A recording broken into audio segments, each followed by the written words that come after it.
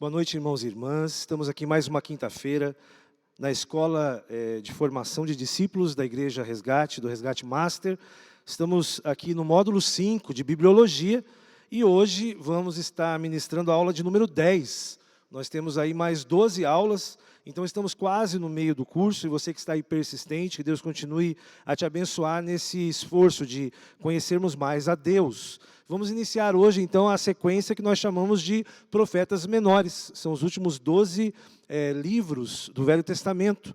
Vamos começar, então, pelo profeta Oséias. O profeta Oséias, o nome em hebraico é Oshea, e significa salvação e livramento. Essa raiz Yeshua, que é esse Oshea, ele sempre indica salvação. A autoria do profeta Oséias, não se existe muita informação sobre o profeta, exceto que ele é filho de Beeri, está lá no capítulo 1, versículo 1. Provavelmente ele nasceu no Reino do Norte. Isso quer dizer que, esse contexto, Israel estava dividido. Israel, 10 tribos, Reino do Norte, Judá, 2 tribos no Reino do Sul.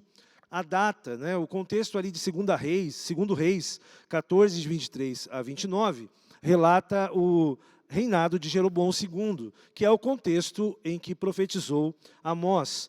Teria sido, então, escrito esse livro por volta de 740 antes de Cristo. Uma curiosidade sobre o livro de Oséias na Tanakh judaica, que é a Bíblia do judeu, é que ele abre uma sequência, um conjunto de 12 escritos, chamados os últimos profetas, e são contados apenas como um livro, só um volume. Isso faz com que o cânon da Bíblia judaica tenha menos livros que o nosso, são 24 livros, porque eles consideram um volume apenas, diferente do Velho Testamento cristão, que tem 36 livros. Então, essa diferença de 12 livros, que é considerado um, mais os livros de Esdras e Neemias, que só no Tanakh é apenas Esdras, e mais a ausência de 2º Samuel, Crônicas e Reis, são 24, então, livros que compõem o Tanakh, diferente, então, do nosso cânon cristão. E o livro de Oséias abre o conjunto chamado de profetas menores, lembrando que eles não são chamados assim por serem menos importantes, mas porque eles têm um conteúdo menor que os outros profetas.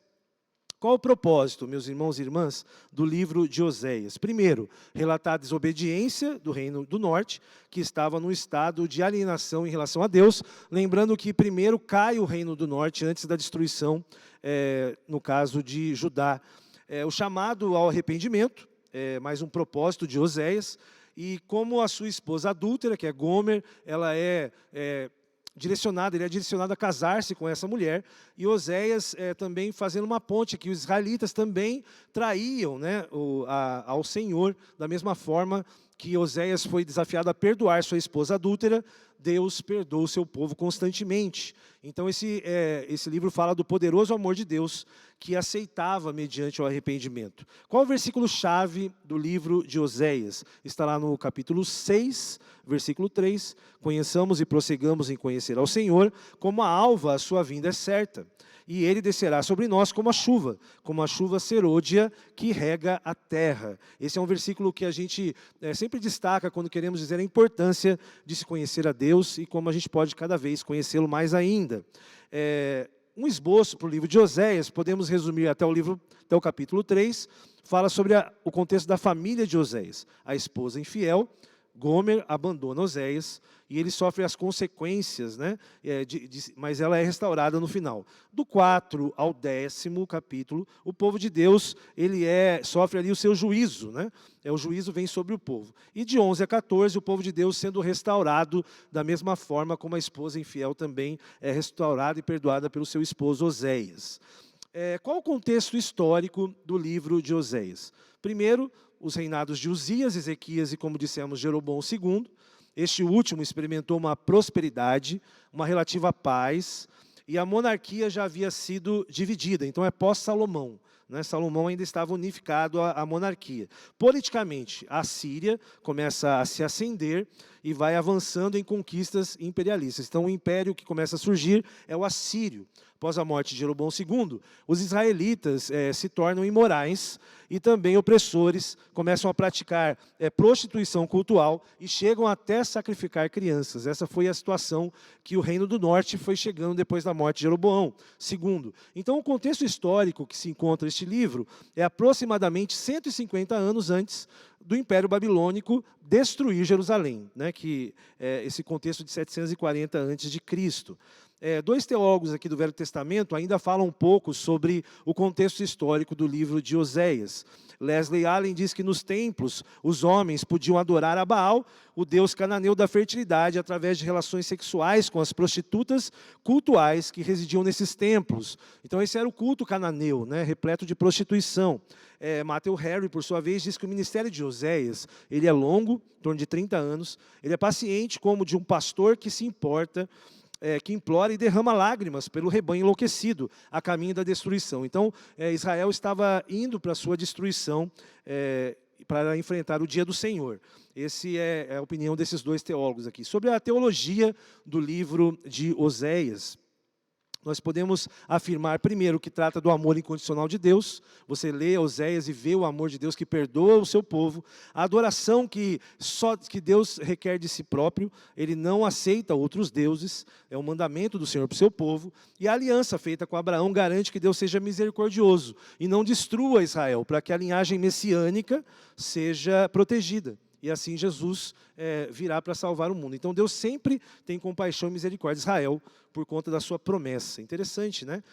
John Barnett, um teólogo escocês que morou no Brasil, na década de 80 ele fazia aquelas revistinhas de adolescentes, jovens, ele que era o editor dessa revista, ele diz o seguinte sobre Oséias. Oséias ensina a respeito do amor infinito de Deus. A sua mensagem nos desafia e impulsiona a evangelizar e também demonstrar semelhante amor às pessoas e resgatá-las. O interesse de Deus em recuperar o pecador, no livro de Oséias, faz jus ao que o apóstolo Paulo diz. O amor de Cristo nos constrange. Está lá em 2 Coríntios 5,15. O profeta mostra que nada pode apagar o amor divino e apela a nós para que anunciemos esse amor pela proclamação do Evangelho. Então, nós podemos fazer um paralelo, né, do que aconteceu com Oséias, do amor de Deus e da nossa posição em relação às pessoas que estão à nossa volta. Qual é a cristologia do livro aí de Oséias, né? Jesus como chave hermenêutica da palavra de Deus. Primeiro, o amor incondicional de Deus por Israel representa o amor de Cristo por sua igreja. Nós sempre falamos sobre tipificação de Cristo. O relacionamento entre Oséias e Gômer, a sua esposa, também tipifica o amor de Cristo pela igreja, porque somos falhos. Apesar das suas falhas, Jesus nos ama, Ele ama a sua noiva. O sacrifício vicário de Cristo purifica sua noiva da mesma maneira que Gômer foi levado ao deserto. Ela é levada ao deserto para se purificar, assim como Jesus também é afastado da cidade, no deserto, ele é crucificado no Gólgota. E ele substitui, né, o sacrifício vicário de Cristo, substitui, né, por amor a cada um de nós. Então nós somos, meus irmãos, nessa história, nós somos essa prostituta esposa de Oséias. Nós somos aqueles que constantemente acabam traindo ao Senhor com os nossos pecados, com a nossa idolatria. Mas Deus nos ama e Deus nos perdoa. Essa é a ideia, né, do livro de Oséias, para que a gente entenda, né, e contextualize. Então nós podemos dizer, meus irmãos, que o livro de Oséias apresenta Jesus como o caminho para aqueles que estão desviados. Até porque em João 14,6, Jesus responde-lhe: eu sou o caminho, a verdade e a vida. Ninguém vem ao Pai senão por mim. Então essa condução de Deus para que Israel chegasse à redenção é a mesma condução que Cristo faz para o seu povo, né? Jesus é o caminho para aqueles que estão longe do Pai. Que maravilha, irmãos. Vamos prosseguir a aula e vamos agora para o livro de Joel, o segundo livro dos profetas menores. O nome Yoel significa Javé, é Deus, lembrando que sempre o sufixo El remete a Deus, e essa primeira parte de Joel, Yo, ele remete a Yavé, que é o nome de Deus, né, as 4 letras impronunciáveis. Então, o nome Joel significa Javé, e Yavé é Deus. A autoria, sabe-se muito pouco também sobre Joel e a sua família. Judá, no caso, em Jerusalém, foi o seu campo de atuação. Então, enquanto Oséias ele estava no Reino do Norte, a gente vê aqui Joel no Reino do Sul, né, de Jerusalém e Judá ali. A data aproximadamente, ele foi sacerdote lá em Jerusalém, e a data aproximada, 835 a.C., no período do rei Joás. Esse é o contexto aí de data do livro. Podemos fazer um esboço bem simples, porque o livro é curto, até o capítulo 2, a convocação para a oração, que o profeta faz, e depois de 2 a 3, a resposta de oração desse povo. Esse é o esboço aí do livro de Joel. Qual o versículo-chave? Um dos versículos mais relevantes aí do Velho Testamento, porque é uma promessa, né, do derramar do Espírito Santo. Está lá em Joel 2, versículo 28. E acontecerá depois que eu derramarei o meu Espírito sobre toda a carne. Vossos filhos e vossas filhas profetizarão, e vossos velhos sonharão, e vossos jovens terão visões. Uma promessa desse tempo, né, em que realmente o Espírito Santo seria derramado sobre nós. Isso aconteceu no Pentecostes. O propósito do livro de Joel. Primeiro, Deus julga Judá, permitindo que os gafanhotos devastassem sua fonte de renda, a terra. Então, o contexto do livro de Joel está ligado a uma praga de gafanhotos, né? Se você lê esse livro, essa história narrada ali em Joel. O objetivo é gerar arrependimento. E esse dia é chamado pelo dia do Senhor. Então, Joel começa a falar desse julgamento de Deus e várias, vamos dizer assim, várias imagens, várias situações vão apontando para esse dia, que na verdade é o dia da destruição do templo pelos babilônicos. Mas aqui a figura era dessa praga de gafanhotos. O contexto histórico. Judá então estava em reconstrução política, depois dos problemas, né, causados pelo regente de Judá, Atalia, que é a filha, na verdade, de Acabe e Jezabel, que foi um dos piores reis de Israel. A filha dele não foi diferente. Ela acabou também assassinando membros da casa de Acabe, aliás, da casa de Davi, né, porque no caso, muitos dos seus descendentes foram assassinados, né, na época do seu pai. Então, ela fez uma vingança ali. Joás é herdeiro do trono, foi escolhido e criado no templo de Jerusalém desde 1 ano de idade. Então, um dos reis estavam sendo cuidados aí para assumir a sua posição. O contexto religioso do profeta Joel está aí com a morte, né, de Atalia, que é a filha aí de Jezabel, e Judá não buscou o Senhor como se esperava. Então, Judá ele termina também por ser derrotado, mas Deus perdoa várias vezes o reino de Judá pelo amor que ele tinha a Davi, né? As promessas de Deus, elas nos preservam, né? Segundo, Deus permite uma investida de alguns inimigos locais, por exemplo, Tiro e Sidom, e a rebeldia do povo foi punida com uma praga de gafanhotos. Qual a teologia, né, dessa história dos gafanhotos, né, dessa praga que abateu Judá? Deus sustentava seu povo mediante a terra, que ele abençoava para dar fruto. Tanto é que Baal, por exemplo, é adorado porque o mais importante eram as plantações, né, era o Deus da fertilidade. Mas Deus é que nos dá o sustento, né? Deus é que abençoa a nossa colheita. Então, a colheita é dádiva de Deus. Então, assim, por isso eles foram desobedientes, então eles acabam sendo atacados por uma praga de gafanhotos. Está lá, David Barker fala, a dádiva da terra por parte de Deus era um instrumento de medida da condição espiritual do povo. A terra era fértil nas épocas de comunhão e obediência, mas estéril e improdutiva nas épocas de infidelidade do povo. Então, a colheita era ruim se o povo agia errado e tinha uma boa colheita se ele honrasse a Deus. Leslie Allen descreve o poder destrutivo, é interessante essa curiosidade, de uma praga de gafanhotos. Por exemplo, um enxame ele pode conter até 10 bilhões de gafanhotos. Eu não sabia disso, mas é muito gafanhoto, né, gente? 10 bilhões de gafanhotos, sendo que um único gafanhoto pode voar quase que 5.000 quilômetros durante a sua vida. Nós passamos por uns problemas aí no sul, né, de pragas de gafanhoto. Um enxame pode, em apenas um dia, devorar o que 40.000 pessoas comem em um ano. Então, uma praga de gafanhotos é extremamente complicada de se administrar. E Allen conclui, era a função de Joel interpretar a praga dos gafanhotos em termos religiosos e orientar o povo a tomar as medidas religiosas apropriadas para lidar com o problema. Então, Deus usou essa praga para ensinar o povo. Em Joel, como eu disse, surge sempre essa frase, né, o dia do Senhor, né, esse dia que é o julgamento final de Deus. Deus interveio em Judá e intervirá em todos os povos para prestar contas. Essa é uma realidade, né? Deus ele faz isso, ele não tarda, né? Ele é um Deus justo. Ele é amoroso, mas ele é justo. Segundo, o evento será seguido de sinais nos céus para alertar os povos. Esses sinais são cataclismos, desordem na natureza e escuridão nos céus. A restauração de Israel, esse é o tempo chamado de o grande e temível dia do Senhor, identificado com o ministério de Elias, está lá em Mateus 17:11. Mateus 17:11 é o Monte da Transfiguração, e Jesus fala que Elias viria, né, antes do fim.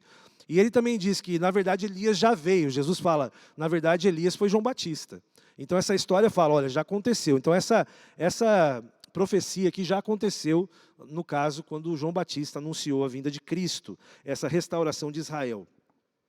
Stanley Ellison diz o seguinte, faz um esboço teológico muito interessante do dia do Senhor, o que cada profeta da Bíblia fala sobre o dia do Senhor. Então a gente começa em Obadias, ele fala assim, olha, o dia do Senhor em Obadias é o tempo de julgamento e de retaliação.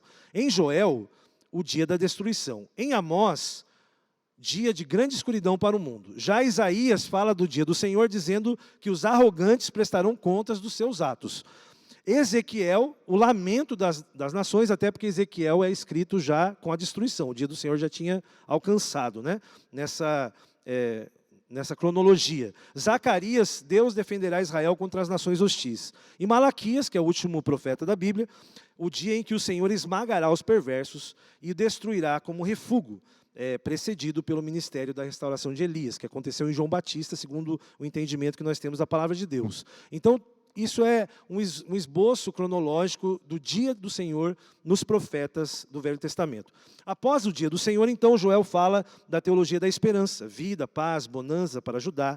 O Espírito Santo será derramado de forma sem precedentes e renovar-se-ão as bênçãos outrora perdidas. Está falando aqui, né, da bênção do Pentecostes, da Igreja de Cristo e do Reino de Deus. É isso que está se falando aqui em Joel. A cristologia de Joel, como Jesus, ele é visto como a chave hermenêutica do livro de Joel. Aponta para o libertador, está lá salvar seu povo no capítulo 2, derramar seu Espírito sobre todos os povos, que aconteceu, né, em Jerusalém, quando Jesus pede para os seus discípulos esperarem em Jerusalém, julgamento e o perdão no capítulo 3. Joel fala então, meus irmãos, da necessidade de arrependimento, seguido de obediência, para alcançar uma vida abençoada e plena do Espírito Santo. Essa é a mensagem do profeta. E para a gente preservar também, né, perseverar na caminhada de vida cristã. Então o livro de Joel, a gente pode dizer que apresenta Jesus como a nossa restauração. Maravilhoso saber disso. Separei então Romanos 12:2, que fala, não vos conformeis com este século, mas transformai-vos pela renovação da vossa mente, para que experimenteis qual seja a boa, agradável e perfeita vontade de Deus. Esta é a mensagem do livro aí do profeta Joel, que nós temos que, né, nos arrepender. É uma transformação na nossa mente, a metanoia de Romanos 12:2. Que bênção. Vamos para o final da aula. O último profeta desta aula é o profeta Amós. O nome hebraico também é Amós, e significa carregador de fardos. Aquele que está sempre, né, carregando, né, peso. O autor, então, a maioria dos estudiosos admite que Amós é o autor do livro, né, até porque leva o seu nome. Ele é nascido nessa aldeia chamada Tecoa, criava gado e cultivava uma plantação de frutas, era um fazendeiro. É um profeta com um agudo senso de justiça social, porque o contexto, né, do livro de Amós é um contexto de extrema injustiça. Os ricos cada vez mais ricos, os pobres cada vez mais pobres. A desigualdade social, a diferença entre as pessoas, qualquer semelhança com o Brasil, né, não é mera coincidência, ali da situação que estava Israel. Ele é erudito de nascimento, ou seja, tem uma linhagem, né, ele é uma pessoa culta. E o livro teria sido escrito em torno de 760 a.C., ou seja, ele é contemporâneo, né, do profeta Oséias, né, 20 anos aí de diferença. Um comparativo entre Amós e Amazias, porque o livro fala sobre a corrupção dos sacerdotes e a corrupção dos reis. Então, a gente pode ler no capítulo 7:14, que Amós ele não era sacerdote, ele era um fazendeiro. Enquanto Amazias, que era corrupto, ele era o sacerdote de Betel, mas ele era religioso, um mero profissional. Em relação a buscar a Deus e agradar, Amós fazia isso. Enquanto Amazias, o sacerdote, ele buscava agradar o rei. Ele não estava fazendo a função dele, né? A função do sacerdote é agradar a Deus. E também, se a gente for ver o versículo 17, Amós era dominado pela vontade de Deus, enquanto Amazias, o sacerdote, era dominado pela vontade do rei. Então havia uma diferença. O profeta estava ali lidando, né, com o relacionamento com Deus, e o sacerdote estava apenas político, né, um mero religioso. Estamos indo para o final da aula aí.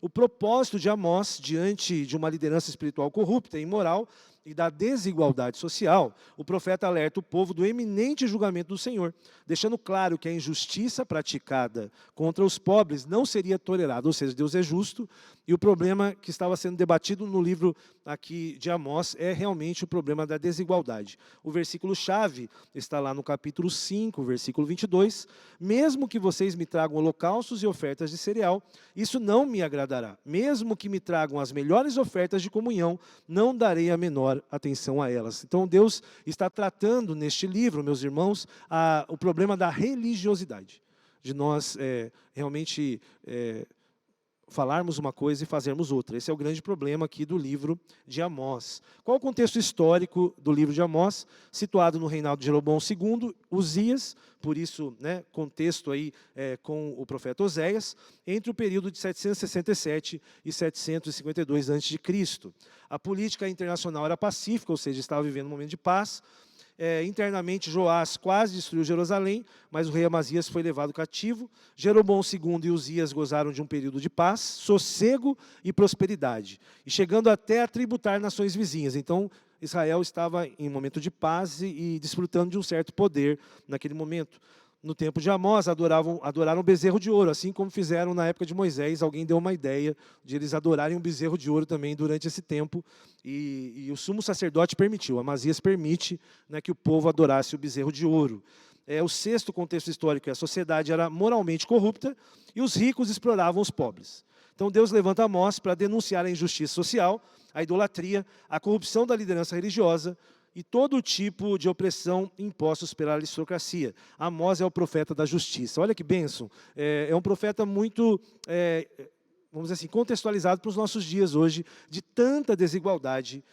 O contexto religioso do profeta Amós, os profetas e sacerdotes viviam para o próprio ventre, e a justiça social era notória, a injustiça era notória. Amós aponta para Jeroboão II, Amazias, como os principais culpados, ou seja, a liderança religiosa e a monarquia eram as culpadas do povo estar sofrendo, né, esse estado espiritual de moral do povo. O destino de Amazias foi selado, está lá em Amós 7,17. Olha o que Deus fala, né, da consequência da religiosidade. Mas o Senhor lhe diz: sua mulher se tornará uma prostituta na cidade, seus filhos e as suas filhas morrerão à espada, as suas terras serão loteadas, e você mesmo morrerá numa terra pagã. Israel certamente irá para o exílio, para longe da sua terra natal. Essa é a consequência, né, de Amazias, um líder, né, que estava conduzindo o povo para o caminho errado. Qual a teologia, meus irmãos, do livro de Amós? As doutrinas reveladas ali. Primeiro, o juízo de Deus sobre a nação. A teologia aplicada no âmbito da justiça social e a consequência da falsa adoração. Apesar de todos os desvios dos povos, Deus ainda mantém o seu remanescente fiel. Isso sempre aponta para a linhagem messiânica. Deus sempre preserva, apesar do povo ser injusto. Deus, um dia, faria justiça através do seu Filho. Essa é a mensagem bíblica do Velho Testamento. O que o povo não conseguia realizar, Jesus realizará. A cristologia, né? Como Jesus é visto no livro de Amós. O tabernáculo de Davi será levantado, está dizendo lá no capítulo 9, 11. Jesus é um símbolo, o tabernáculo é um símbolo de Jesus, porque é a presença de Deus na terra. Então Jesus tabernaculou, né, ele esteve entre nós, ou seja, ele vai ser restaurado o reino de Cristo e a sua justiça. Naquele dia, Jesus restaurará Israel do cativeiro. A restauração completa de Israel e a recuperação da sua terra serão cumpridas somente durante o segundo advento de Cristo. Então, a partir dessas profecias de Amós, nós já vemos algo para o nosso futuro. Não era apenas para a restauração do templo que aconteceu, né, aí na época de Neemias. Para encerrar a aula de hoje, então, podemos dizer que o livro de Amós apresenta Jesus Cristo como Deus da vida. E eu separei aqui João 17, versículo 3. E a vida eterna é esta, que te conheçam a ti, o único Deus verdadeiro e a Jesus Cristo a quem enviaste. Glória a Deus por esse tempo de aula. Nós nos vemos na próxima quinta-feira, continuando os profetas menores. Que Deus abençoe. Vamos orar, Senhor, em nome de Jesus. Esteja abençoando, Senhor Deus, cada um que está aqui assistindo, Pai, esta ministração e também quem irá assistir, Pai. Que o Senhor esteja cuidando e abençoando e que sejamos, Senhor Deus, aqueles que entendam a importância de conhecer o nosso Deus, de honrá-lo, de fugirmos da idolatria, de fugirmos, Senhor Deus, de sermos infiéis ao Senhor, que possamos trazer essa mensagem de justiça para as nossas vidas, para o nosso país, que realmente a justiça do reino de Deus seja estabelecida no nosso país nesses tempos de tanta injustiça e sofrimento que o nosso povo tem vivido. Em nome de Jesus, amém e amém. Deus abençoe, irmãos e irmãs. Até a próxima aula.